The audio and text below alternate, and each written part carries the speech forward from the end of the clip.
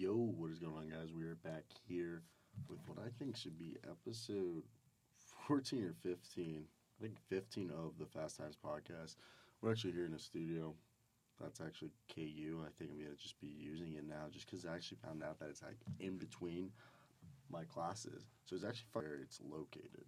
And they got an iMac and a couple fucking microphones. It's actually a legit studio. So my studio that I spent a decent bit of money's gonna be used seldomly, just when I go home and shit like that. But now, if you guys are interested, I am doing my fucking first little fucking ad. So let me start off this ad, okay? This is our first sponsor of the Fast Times with Cyro Asseo podcast. You know, there's been mixed reviews, but a supporter is a supporter. Let's go. You know what my favorite part about this time of year is? Sweater weather. Leaves on the ground and threes from downtown. That's right. For some, it's fall season, but for the rest of us, it's ball season. Pro and college ball are tipping off, and there's no better way to feel a part of the action, to have a stake in the game with MyBookie. If you're the kind of guy who likes to bet a little and win a lot, try parlay. For instance, if you have a couple of the big favorites this week, parlays are perfect because they let you bet on multiple games together for a much bigger payout. Either way, if you're going to bet this season, do the smart thing and go with mybookie.ag because no one gives you more ways to win. Remember, use the promo code CYRO to activate the offer. That's promo code CYRO to double your cash. All right, visit mybookie.ag today. You play, you win, you get paid. So check out mybookie.com. Use the promo code CYRO, CYRO. Assuming you guys know how to spell that already. Right now, wearing like just vibrant shit right now. I feel like I look really fucking nice. But either way, I think we need to fucking jump into the fucking NFL today. So I haven't talked about the NFL in a minute. We should make sure this door is closed. I don't know. It's supposed to be a soundproof fucking room. I don't even know how goddamn if it is soundproof. But it would be really cool if it is, because I say a lot of goddamn fucked up shit that people shouldn't fucking hear. So let's talk about the NFL. All right. We're going to go game by game, and let's have some fun with it. What was this week? This was week 10. So we'll kick off. The Raiders beat the Chargers, which, first off, I want to talk about the Chargers. This is the time of year where they get fucking good, and they're not getting good. Melvin Gordon's coming back. He's looking good. But Derek Carr is making plays. Josh Jacobs is the perfect running back for fucking John Gruden. But what I want to say is their receiving corp isn't amazing. They just have a bunch of just guys all around, besides Darren Waller, who's probably top 3, top 4 tight end this year, who's fucking phenomenal. How do you stop that? I'm so pissed that the Ravens weren't able to save him and keep him around, because especially with this Lamar Jackson team, Darren Waller would be a beast for us. But no, Derek Carr has been making throws and making plays that he looks like the quarterback he's supposed to be, and he's paid to be. So Raiders could maybe sneak into the playoffs. I mean, they're definitely better than what they were a year ago. Jets, Giants, the shit bowl of New York. Daniel Jones, Danny Dimes, 26 of 40, 4 touchdowns, 308 passes. He was their leading fucking rusher. Saquon Barkley had 13 carries for 1 yard. Garbage. Sam Darnold, 19 for 30, 230 yards, 1 touchdown. Le'Veon Bell is trash. I don't even like Le'Veon Bell right now, just because look at his stats. He's not good. 449 yards in fucking 10 weeks. Like, you're paid to be already almost at 1,000. Just fucking disappointing. Next up, Falcons Saints. I think this was just, they play so often, and they just knew how to beat them. It's Sean Payton and the Saints. Nothing to worry about. It's just a fluke. They always have one of those games. Chiefs Titan. Ryan Tannehill is helping the Titans win games because he's not afraid to pull the trigger. They got a great defense. They're suffocating. Like, literally, Patrick Mahomes missed only 14 passes out of 50, and fucking, that's literally like a 20, what is that, 72% passing. That's fucking amazing. 3 touchdowns going against Ryan Tannehill. It's 181 yards. Ryan Tannehill is just giving his receiver the ball to make plays, and Derrick Henry's running people down. And that's what you need. Either way, AJ Brown pissed me off because picked him up for fantasy instead of Darius Slayton because I dropped Darius Slayton for him. Darius Slayton gets me 34 fucking points. All right, Ravens, Bengals. Lamar Jackson is true MVP. This game was already going to be a slosh fest. They did good for me in fantasy. Enough said. Browns, Bills. Browns, look, fire Freddie Kitchens. We all know it. Freddie Kitchens is the problem. He wasn't ready to be a coach. You can tell when a team is not talented enough or the team isn't coached well enough. And in this case, this team isn't coached well enough. This isn't a well-coached team. So that's the problem. They aren't being coached well. Buffalo has less talent than the Browns, but are a very well-coached team, a very disciplined team.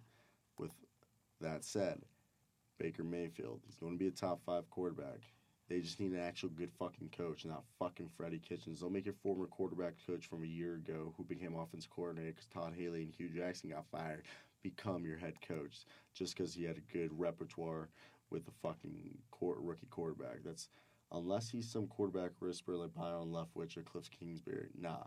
Cardinals versus Bruce Arian plays against his former team, and he beats them. Kyle Murray every week looks more and more like a legitimate quarterback. Andy Lee had a 26-yard pass, showing that punter can throw dimes.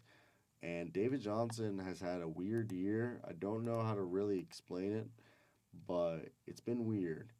I mean, he's doing all right in the receiving. It's a very weird year for him. Jameis Winston, he's still turning the ball over, but he got them the W, and he threw a touchdown to O.J. Howard, who seems like he's just been underutilized in the fucking Buccaneers offense. So I think they should trade him. Bears squeak out a win against the Detroit Lions. I honestly thought Detroit was going to win this one, and Jeff Driscoll played this whole game. Damn, that makes sense. I did not know Matthew Stafford was out of the game. What happened to Matt Stafford? Let's just search this up. Where was Matt Stafford? Did he get hurt? What happened?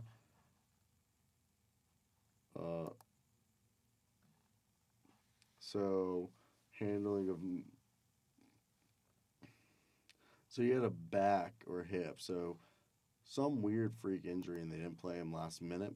Probably didn't want to tell them and prepare the Bears for the fact that Matthew wasn't going to play. Probably illegal as fuck, but, Mitch Trubisky had 3 touchdowns, only missed 7 passes. If Trubisky could play like this every week, there wouldn't be talks about getting rid of him. We all know how that fucking goes. There's a lot of guys that Trubisky's better than, but he just doesn't play. Dolphins somehow squeaked out a win. You gotta believe in Fitz magic. I don't know why, but yeah, it's working. I still think Devontae Parker was the biggest mistake to re-sign. I think they just needed to fucking wing it with somebody, and they're like, let's get Devontae. Kyle Allen's streak, he's lost, 3 now? He's lost 3 in a row. Still a good guy, still a good quarterback. I think Cam Newton's better, and I think we all can agree that. The Green Bay Packers, the Seattle Seahawks, Saints, and Vikings are a couple teams not to mess with. Steelers squeak out a win over the Rams. Rams are a joke. I think they got figured out, and it's not that they were figured out. It's the fact that you're not giving the ball. You're only giving 12 touches to fucking Todd Gurley. Yeah, 12 touches to Todd Gurley all game. What do you expect? You need a fucking run game to get this game successful. My Vikings gave birth to primetime Kirk Cousins against the Dallas Cowboys, and he won us the game. Not entirely, but look at that. 23-32, 220 yards, 2 touchdowns. I love me, my Vikings. In this game, the 49ers, we thought they had squeaked out the win, but they couldn't have won. They didn't win it. They did not win it, so kind of just weird. NFL season's been weird. It's been an interesting one, but it has been a weird one. I do really very much like it. Predictions for this year, I do. NFC Championship game, it's like I said, it's the 4 teams, the Seattle Seahawks and the Packers are the front runners. Oh, I want to take out the Saints for the Niners. I just feel like the Saints choked. This is going to just become a recurring theme in the Saints things, and that's just how they're going to end their career. Drew Brees is going to choke. So I want to put the Niners, Seahawks. So Seahawks, and Packers are at the top of the NFC right now. And I say that with confidence. They're at the top of the NFC. The Seahawks and Packers, they got two MVP level quarterbacks playing right now at their MVP levels. And right below that, that's Kirk Cousins and Jimmy Garoppolo. I think they're in the same level of play. I think their tier of quarterback is the same thing. These are both teams that are led by their running games and their defense. Defense and running games are taking this, and their quarterbacks are a lot of play actions and a lot of West Coast incorporated stuff. Gary Kubiak, you know him. He likes his play actions. He likes his bootlegs. This guy, Kirk Cousins, since they've been emphasizing on the bootlegs and the play actions, it's been like 70% of his completions and big plays through the air are done through bootlegs and play actions. Jimmy Garoppolo plays in Kyle Shanahan's offense, who comes from Mike Shanahan, who comes from Bill Walsh. Okay? West Coast. A lot of zone runs. Right? Vikings probably zone run mixed with some power runs because, you know, Mike Zimmer likes those power runs up the middle, kind of kill the clock and stuff like that. Then you got over in San Francisco, they got zone runs with Matt Breida, Tevin Coleman. They like to run on the outsides. They're not a lot downhill type guys, but they're still running those intermediate routes, short routes, screen plays, all that good shit. Same type of offense, and they're both ran by defense. Okay? With that being said, who's the better team? The Vikings. The Vikings in this case, they're more seasoned, they're more experienced. This team has made it to a championship game, and they have many guys who are still on that roster from the championship game. They have a quarterback who I think he has a chip on his shoulder now. I still hate Kirk Cousins with a passion, and I will say this, if he throws it away for us, it's Kirk Cousins' fault. But I do thoroughly believe that he's a better quarterback than Jimmy Garoppolo. His money is well more deserved than Jimmy Garoppolo. These are both guys that were signed with very big question marks surrounded. Yeah, Jimmy Garoppolo was undefeated, and you needed to sign that, okay? This 49ers team wouldn't be here with Nick Mullins. Nick Mullins would not get you over here. So if the 49ers and Vikings plays, the Vikings would take that. Now, I think the way the fucking playoffs are going to come down, it's going to be Vikings versus Packers probably. And in that game, the Vikings defense is better than the Packers defense. And the Vikings defense is equally as good as the Packers offense. I think it's even better than the Packers offense. I can say that. The Vikings defense is a better defense than the Packer offense is. And the Vikings offense is better than the Packers defense. But boneheaded plays. I think the Vikings and Packers play in the playoffs. The Vikings could win that game, be out-coached. Matt LaFleur is a young coach. I don't think if that comes down to the situation, Vikings win it. If Packers versus Seahawks win it, go to the Super Bowl in the championship game. But I think it's going to be Vikings versus Seahawks. Seahawks are going to easily beat the 49ers unless Kyle Shanahan takes it back and wins against Pete Carroll. But this last game, you know, I don't know if he was out-coached. I think he was an evenly coached. Kyle Shanahan's a good coach. His kicker lost in the game. But I still think this will be a fucking phenomenal game. I just think the Seahawks edge it out with it. It just comes down to the quarterback at that point. I think the quarterback play at that point, no matter how good the team is, you could say Aaron Rodgers, but Aaron Rodgers' playmakers around him, and the team isn't as good as the Seahawks. I think NFC Championship, Seahawks versus Vikings. And if I had to choose, I'd like the Vikings to go to the Super Bowl, but it's probably more like the Seahawks are coming out of the NFC. All right. Now, on the AFC, the championship game is going to be Patriots versus Ravens, and that comes down the Ravens are going to lose, even though I'd like the Ravens to go to the fucking Super Bowl. But they're too inexperienced, especially if they're going against Foxborough. In that case, they're going to go to Super Bowl, and I do thoroughly believe it's going to be Seahawks versus Patriots rematch. If not, Vikings versus Patriots. And that game would be scary because we'd probably get blown out. Coming out of the four best teams in the AFC, I like to say are the Ravens, Chiefs, Patriots, and I don't know who I'd put out in there besides that. I'm trying to think. I'm hitting my puff bar. I don't know who I put in that discussion right afterwards. I'm very limited on the thought process right there. I don't know if I feel confident putting a third team. I feel like those are the top three teams. I could be blanking on one, but I think those are the top three teams. Yeah, I'm going to stick with that. I feel confident on that. Those are the three teams, and like I just said, the AFC was so much easier. Patriots go Super Bowl championship game against the Ravens. Boom. Now, NBA. Let's look at the latest news in the NBA. Andrew Wiggins has been going off. Andrew team is actually fucking amazing. Andrew Wiggins, if I can pull up his stats, Andrew Wiggins living up to his potential. That's a really good one. But we'll just do a quick NBA news.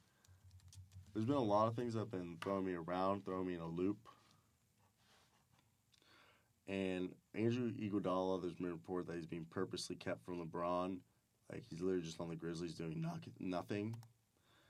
And Suns are doing good. I'm fucking mind blown by the Suns. But there's a couple of these. Dwight Howard has came out of fucking nowhere. And people say it's because last year he had like a fucking asshole injury because he got fucked by a transsexual. I don't believe he actually is fucking transsexuals, but each to their own. I don't know how to react to that one. But yeah, no. So Dwight Howard has actually fucking just been a beast, and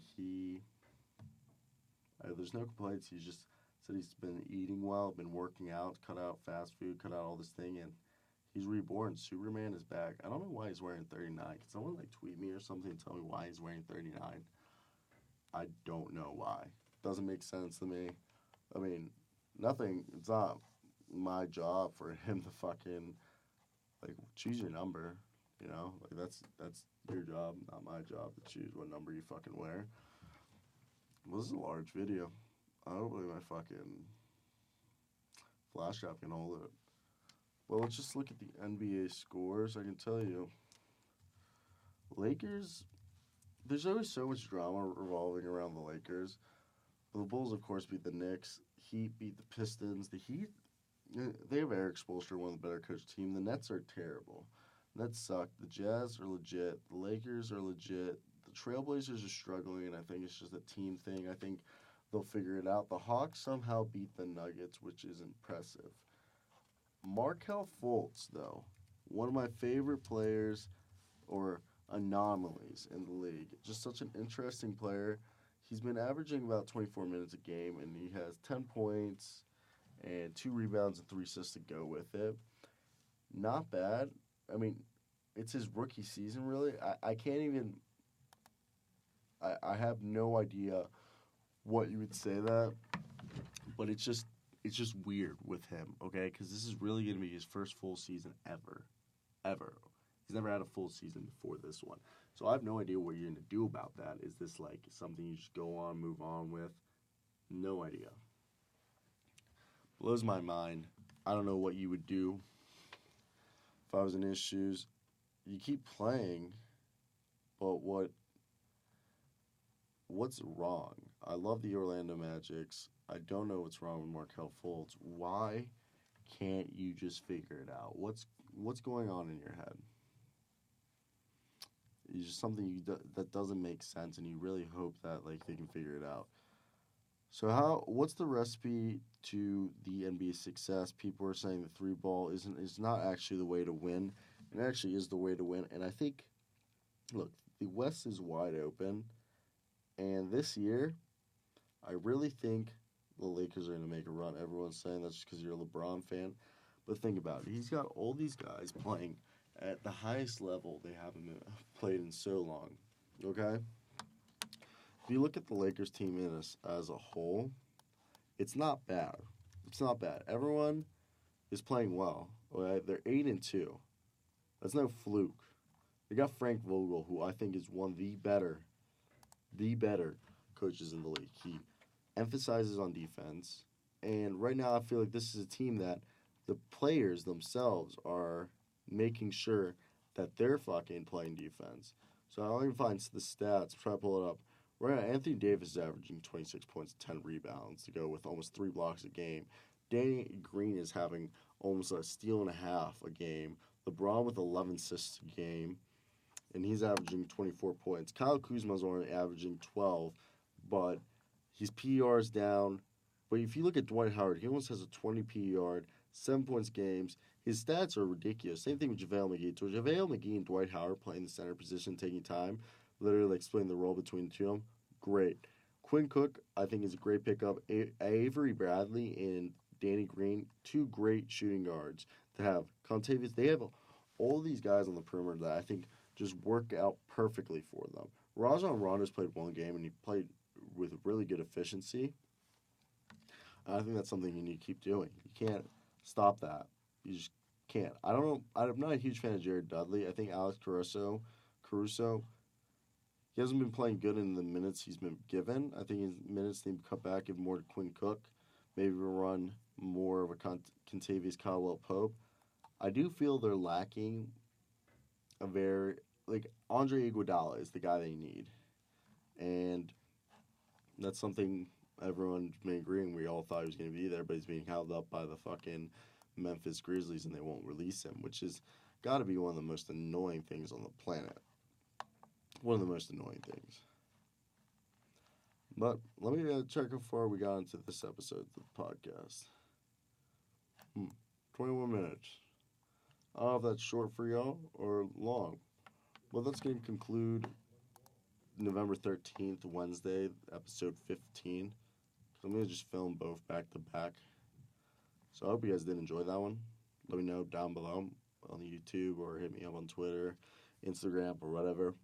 Really appreciate it. As always, guys, I hope you guys have a great day because I know I will. Till next time, guys. Peace out.